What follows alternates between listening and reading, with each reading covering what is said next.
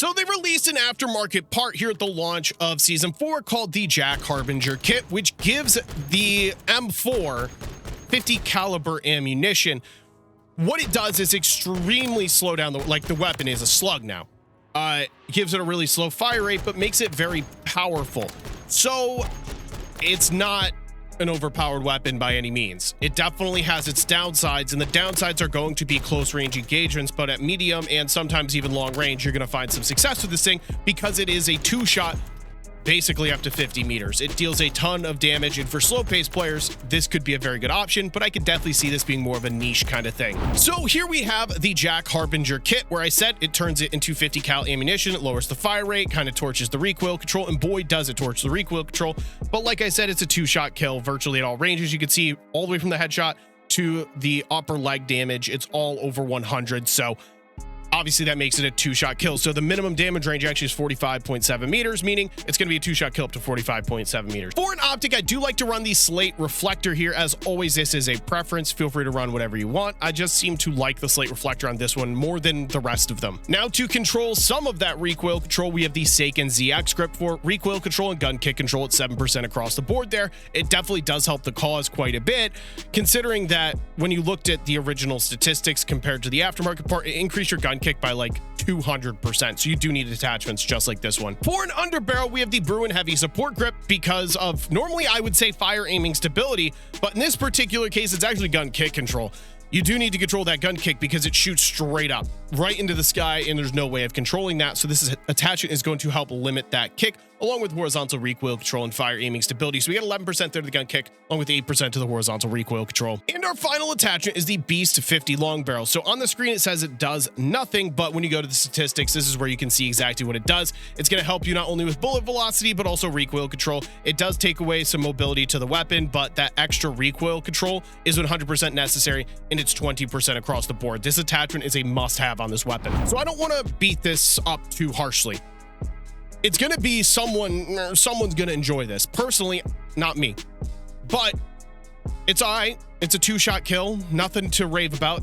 I said it kind of reminds me of the FTAC Recon with a low fire rate. I don't know how many of you use the FTAC Recon back in Modern Warfare 2, but it's kind of the same weapon, just a little bit of a slower fire rate. And as always, here's the rest of my loadout on the screen if you guys wanted to copy this one down. We're going to head over into a gameplay to feature this aftermarket part. You guys can see exactly what I'm talking about, the pace you should be playing at. You're going to see my mistakes, and you're also going to see where I find success. So make sure you guys hit the like and subscribe button for me. Watch that gameplay through, and let's get into it. So they released the new JAK Harbinger kit for the M4, and I'm going to say I'm kind of disappointed. So I saw that it was a 50 cal conversion kit, which is all fine and dandy. Go for it, right? I was fully expecting, because it's a 50 cal, that it would have one-shot potential. It doesn't.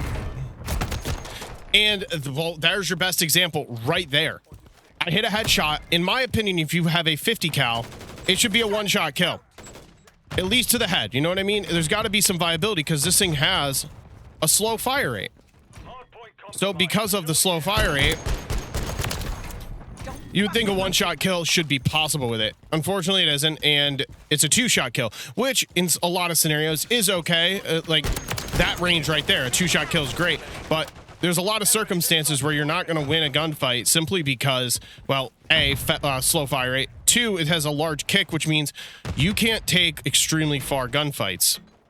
So there is just a lot of downsides to this, like right there. It's impossible to be fast at all. Like, you can't quick scope with it because it's got no one-shot potential. Like, if this was a 50 cal that had, like, let's just say you could turn it into a sniper. Like, why else would you use a 50 cal, right? There's not really much upside. It feels like the FTAC Recon, but worse in a way. Like, the FTAC Recon's not good, but this kind of embarrassing, actually. So there's your two-shot. It is a 42-meter two-shot, but it's not the easiest weapon to hit shots with. So the goal of this video, actually, I forgot to mention, is I want to lock in that new missile drone, which is the new streak that's in the game. It's an 11 kill streak. So it's going to take me... I got to play slow if I want to get this thing. Okay, I just got one-shotted. And look at that. It's an EBR. That thing's not a 50 cal weapon, but that can one-shot me. Please make it make sense is the biggest thing. There's not really a purpose to this thing. I don't know why anybody would want to use it, is the long story short.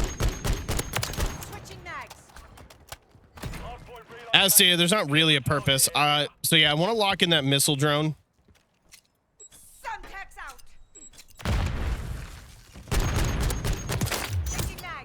Because that is the new streak in the game right now. Thanks for the UAV team. Okay, they're all over here. Like I said, I gotta play slow. I don't have a choice here. They're all behind me. I gotta go.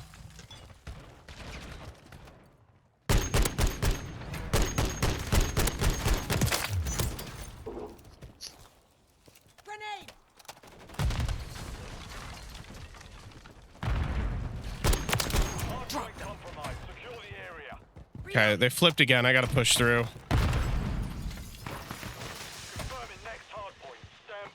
I really just can't stay here. If they're gonna line up for me, it works. All right, we got the missile drone, so that's good for the video. And we got an advanced UAV. I'm gonna probably just hit the advanced UAV for now, because knowing where they're at will definitely help me. It's not like nuking with this weapon is impossible, but there's so many situations that have to go right for this to work, is the long story short. Dropped him. Switching mags. Hardpoint compromised. Secure the area. Throwing Semtex. Changing mags. I am gonna try for a DNA bomb here. Not saying I'm going to be successful, but it's worth the try.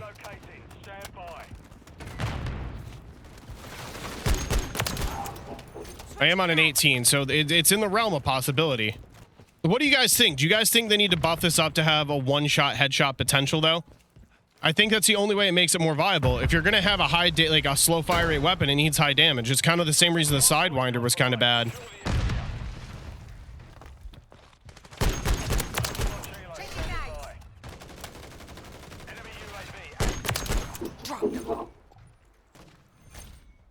I don't know where this guy is on the hill. Reloading. Requesting air support. I need 4 kills if I want this. I don't know if I want the kills or the nuke more. It's kind of what I'm debating at the moment.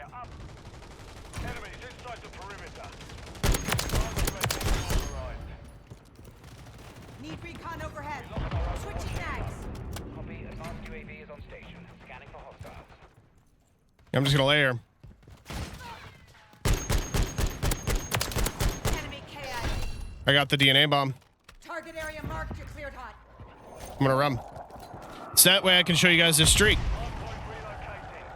I'm gonna hide right here, and I'm gonna show you guys this streak. It's not great, but it's not bad. It's like a gunship if it only fired missiles.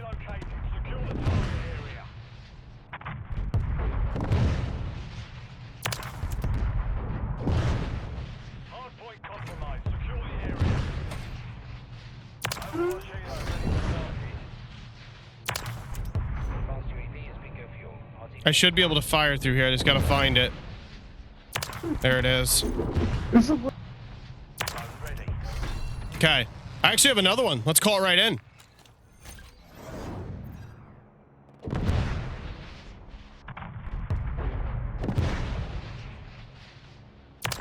So, is this a normal streak I'll be running? No, absolutely not.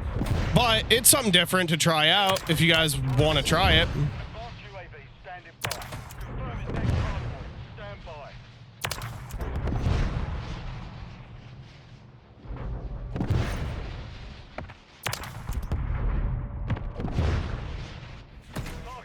Oh, I died at some point, I guess.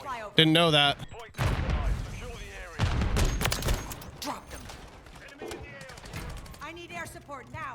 So I'm up to 55. This is about as successful. I mean, it can't get more successful.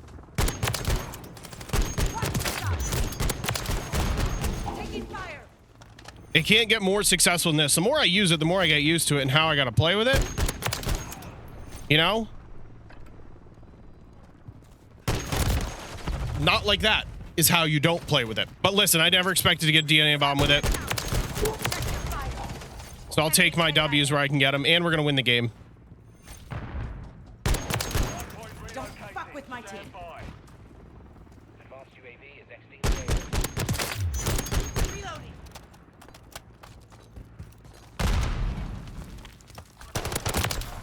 Get your head in the game, Kate. Get lit up. Semtex.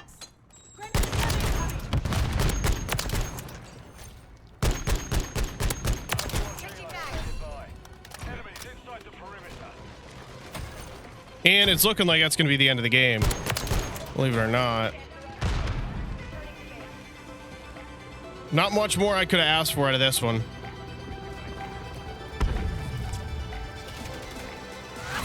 So we ended up with 70 kills. Seriously, not much more I could have asked for. It's a very successful game with this conversion kit.